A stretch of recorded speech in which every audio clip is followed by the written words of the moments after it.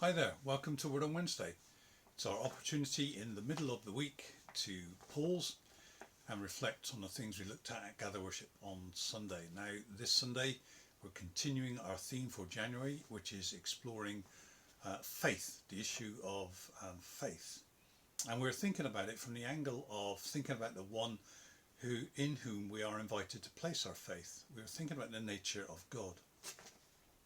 So, last time, if you remember, we were thinking about God as creator and sustainer. And this time we were thinking about God as holy, exploring his holiness. The psalmists declare it, don't they? They talk about the holiness of God and how holy he is. His name, his way, his person is holy. But what are they actually talking about? Holiness. What is holiness? Well, in the Hebrew scriptures, holiness is about utter moral purity. It's moral perfection. So when they declare God to be holy, they're saying God is without moral imperfection, utterly, completely, totally pure. And we kind of got into this exploration of holiness through Isaiah chapter 6, where Isaiah has this incredible vision in the temple. He sees a vision of the Lord. The temple is kind of full of the Lord, and there are these supernatural kind of fiery beings, the seraphim, and they start to declare, holy, holy, holy is the Lord. They talk about his glory filling the whole earth, and they do it with such power that the whole place starts to shake. It's an incredible vision. So they're declaring the moral perfection of God. And it's in the presence of this moral perfection that Isaiah is suddenly made aware of his unholiness. He says, woe to me, I'm ruined. Why? Well, I'm a man of unclean lips, he says. A man of unclean lips. See, there's a problem with holiness. And it's that it won't allow sin to lie unchallenged. And what happens to Isaiah is in the presence of moral perfection, his own imperfection kind of surfaces. He's got an awareness of it that he didn't have in the same way before. And he realizes, oh, I'm ruined. Such is the impact of holiness upon him that his unholiness surfaces, and he thinks, I'm done for, I'm ruined. Holiness creates a problem. It reveals the sin that lies within, and it won't leave it. Moral perfection reveals that which is anything but perfect. And we're thinking about that and thinking about, well, if that's the case, then surely we too might cry with Isaiah, we are ruined. Because all of us know none of us are perfect.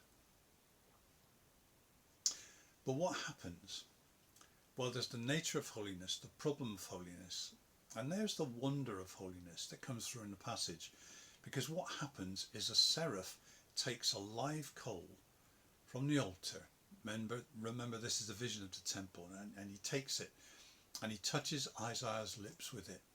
He touches the source of Isaiah's sin, the things he's been saying, conversations he's been part of. He says he lives among a people of unclean lips. So this kind of the sentiment, the reason, the conversations, the logic of the nation is morally impure, and he's been part of that. And he realizes it, and the seraph takes the coal and touches his lips and says, your guilt is taken away and your sin is atoned for. How can that happen? Well, the coal comes from the altar, and the altar is a place of sacrifice. So atonement, that is the covering, the restitution, if you like. The payment is covered, atoned for, the covering. That is done through sacrifice. There's a transaction that happens in and through sacrifice that results in atonement, the covering of sin. Takes a coal from the altar. And why does he do that? Well, it's because of what Isaiah is going to be asked to do, isn't it? Now his lips, his voice, that sinful mouth is going to be used to speak the words of God to his people. And it needed devoting to God. Something needed to happen to Isaiah and his speech so that it would be made holy. And that's what happens. So the wonder of holiness is the grace of God that comes from it. Because we were thinking about last time about how God wants to reconcile all things to himself, to join back to himself all that has been kind of torn apart through sin. And he does that through the cross of Christ, the sacrifice of his Son upon the cross. That's how atonement comes. That's how sins are covered, through the place of sacrifice. That's where the transaction takes place. And that's what happens to Isaiah. And we were thinking about, actually, that's what happens to us, for all who would come in faith in Christ, come to God through faith in Christ. That's what happens. Our guilt is taken away and our sin is atoned for because of sacrifice. And that's grace. See, grace comes from the holiness of God, where he wants to put right that which is wrong, where he wants to make that which is unrighteous righteous, where he wants to make that which is unholy holy. That's the drive that means kind of grace issues forward from the person of God. It's amazing stuff. The holiness of God and the wonder that we too can be holy because of his grace, because of his Son. We're only scratching the surface with this stuff, of course, but I hope it helps you to keep thinking about the wonder of holiness, the nature of God, and the wonder of his grace. It comes out of who he is. He doesn't hate you. He loves you. And the grace that comes from his holiness is a mark of that.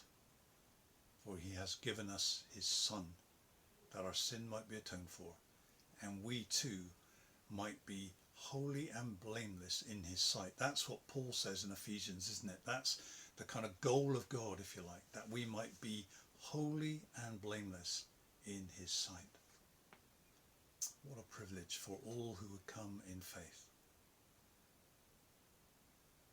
Well, I hope you enjoy the rest of your day, and may God bless you as you continue to meditate on the wonder of his holiness. Amen.